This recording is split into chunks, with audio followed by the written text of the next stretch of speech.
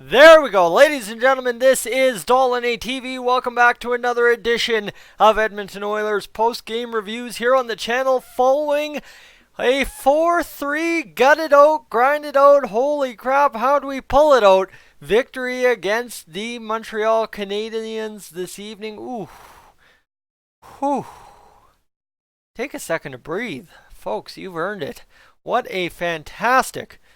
You know what? Bounce back. I'm not saying it was a great game. I'm not going to sit here and say this is the world changer for the Edmonton Oilers. I'm not sitting here and saying anything because honestly, until those last 5-6 minutes, I wasn't even really that alive or into the game because you know what? It's been a tough go. I do understand it.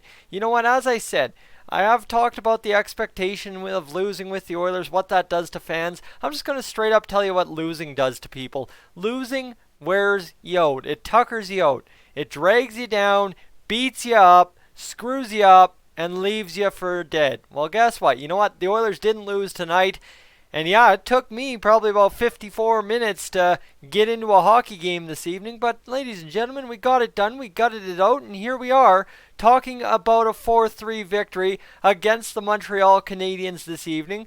Now, we're going to actually do a game review tonight, not like last night where I kind of chewed into a couple of topics that have really been bugging me as of late. One thing that we did see tonight, the Oilers, well, again, the power play, that remains, but I don't want to sit here. Guys, that's the thing. I sit here and bang on my same 5 things game in, game out. And it's the same 5 things in the comments, game in, game out. And at what point do you just get tired of hearing the same damn thing every single night? And I'm not saying I'm tired of hearing it just from you. I'm tired of hearing it from me as well. Okay, I've watched 38 of 39 games now this season, and I've said pretty much the same things after 30 of them. Okay, so you know what? Yeah, I'm tired of hearing the same 5 complaints in the comments, but at the same rate, don't pretend for a second I'm not tired of listening to the same 5 complaints from myself. But you know what? I framed it up best in the game against the Dallas Stars, in which we won, gutted it out 2-1. Okay, I'll tell you how it goes. Risky business is as risky business does. And that's exactly, to gut it out tonight, what the Oilers had to get done. Because you got to be kidding me, right? The Oilers, out there the last 2 minutes, they've got Connor McDavid, Draisaitl on the ice, protecting a 1-goal lead. We know that doesn't work, yet there we are. But that, again, we'd be talking about that if it cost us. But I will be very frank with you right now. We would not be talking this evening if the Oilers had lost. I would have had no interest in doing so because I can only sit here and tell you what you don't want to hear so much. And if you don't want to hear it, I hear what I don't want to hear. And ain't nobody any further ahead than they were behind before jumping on the internet this evening. But that's not the case. Tonight, the 4-3 victory. We're back on the right track. We've got 3 games left in the year, that being Vancouver, which is a must-win, that being Calgary, which is a must-win, and then you've got the all-important New Year's Eve game at Rogers Place against the New York Rangers. Well, ladies and gentlemen, let's get right into the teeth and dive into the deep end of this hockey game, well, against the Montreal Canadiens. Let me tell you, an interesting game for sure. I had Tim message me just saying this one's been weird. It's been a weird go. Also, what we found out in this game is that Connor McDavid, to nobody's surprise, even to my own arguing for Draisaitl to be, he's captain of the Pacific Division for the All-Star game, is Captain Connor McDavid. So a 4-3 game in which both teams have 26 shots apiece. So, guys, this was not, as I said, not a very entertaining, light 'em up, fancy game by any means, and I'm really not sitting here that overly, oh my goodness, here it is, it's all changed. No, I'm not sitting here, and don't for a second think I'm trying to do that, because guys, remember, realistic expectations. Everybody complaining that we're not going to make playoffs.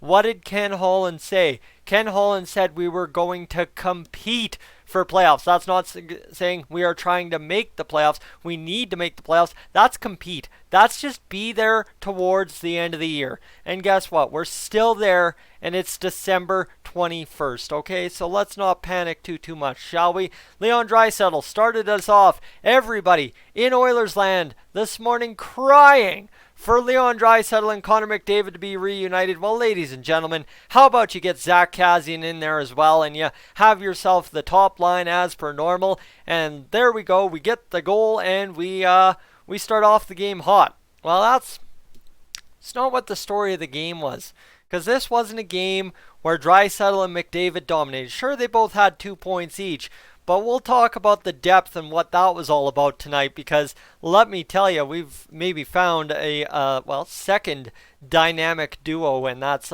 could be an excellent key to success for the Edmonton Oilers. Josh Archibald from Ethan Bear and Joakim Nygard.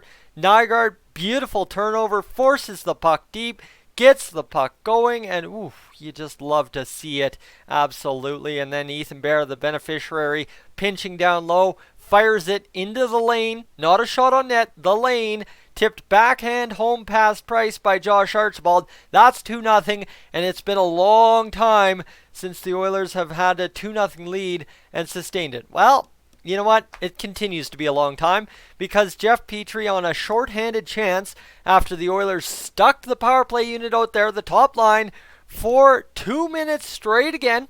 So why are we doing that? I don't know.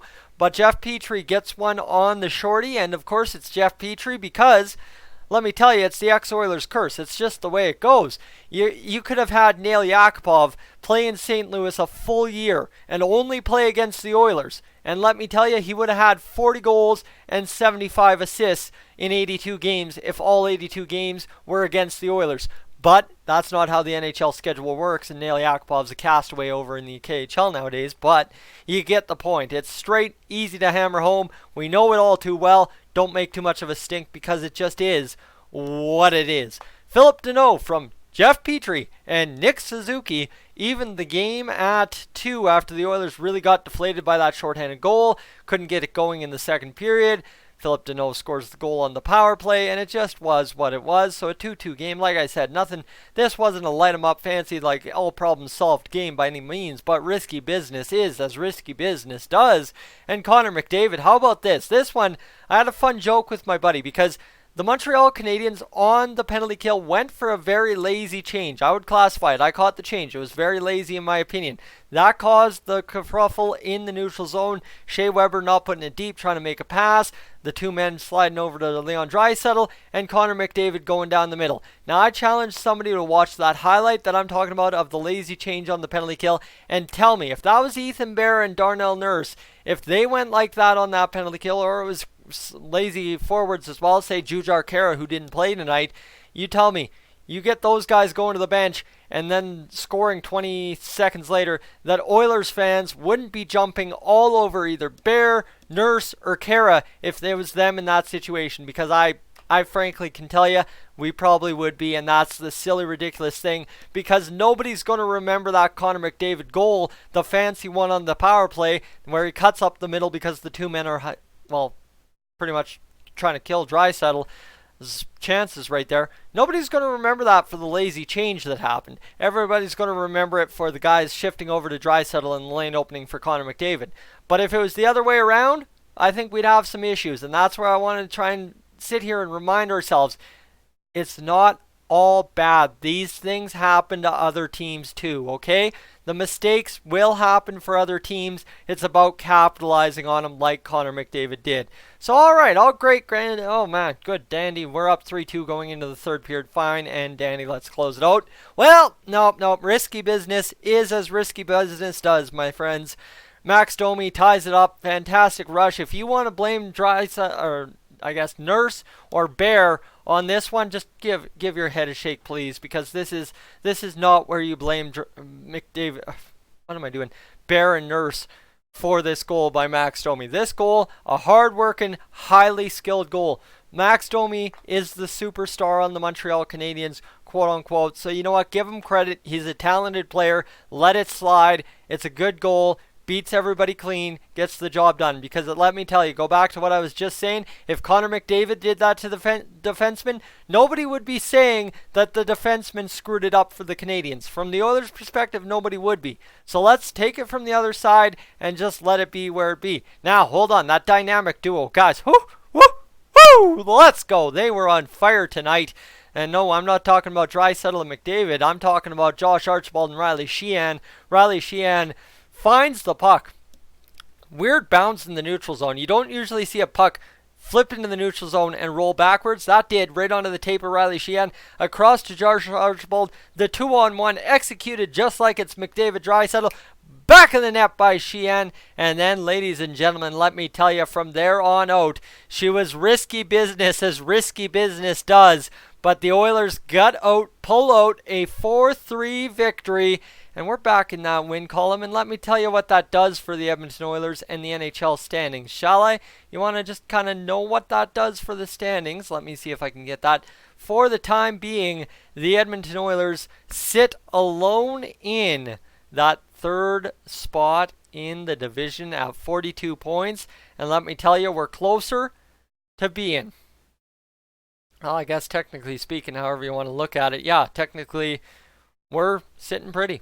We're sitting actually pretty. And that's fine. No matter what, we're in a wild card spot or at least third in the division. So right there, guys, we're in the playoffs. Just let it keep going. Guys, the season will not be decided between now and New Year's. It won't be, straight up. I can tell you that. The season last year wasn't decided by that losing streak. The season was decided down the stretch as the wheels fell off. So let's not get too overly animated by a win. Let's not get too underwhelmed by a loss here, as, you know what, we got 3 important games, 2 must wins, and then the game against the New York Rangers. On we go, my friends, it's a win. I'm Tyson, this is Dolynny TV. Mikko Koskinen gets us another W. Hey, what do you say? I am up on out of here.